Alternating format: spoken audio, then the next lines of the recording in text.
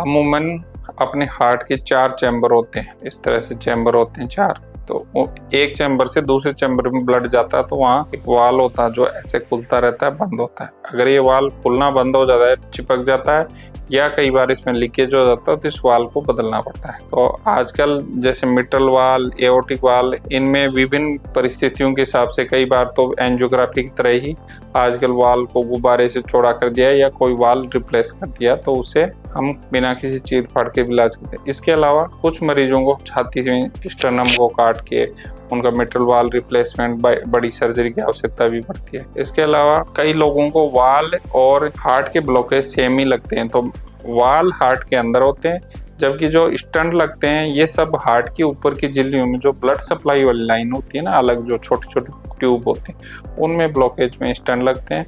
कई बार स्टंट से काम नहीं चलता तो 100 में से कुछ 1-2 मरीज को कई बार बाईपास सर्जरी की भी आवश्यकता होती है। कई बार बाईपास होने के बाद में पुनः ब्लॉकेज आते हैं तो उनमें वापस पुनः स्टंट लगाए जाते हैं। तो इस तरह से इन पेशेंट्स में वो बहुत सारा कन्फ्यूजन रहता है कि मुझे बाईपास हुआ है या मुझे स्टंट लगा है या मुझे कोई वाल बदला, तो ये मरीज समझ नहीं पाते।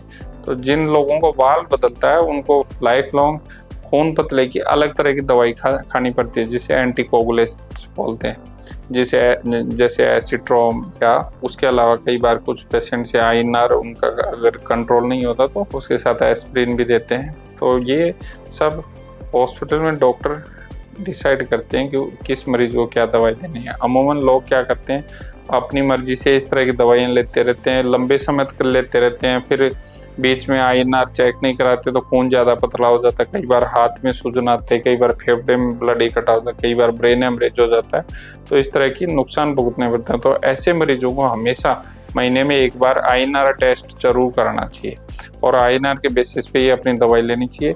हरी सब्जियां हो जहाँ तक हो सके ऐसे मरीजों को कम से कम खानी चाहिए।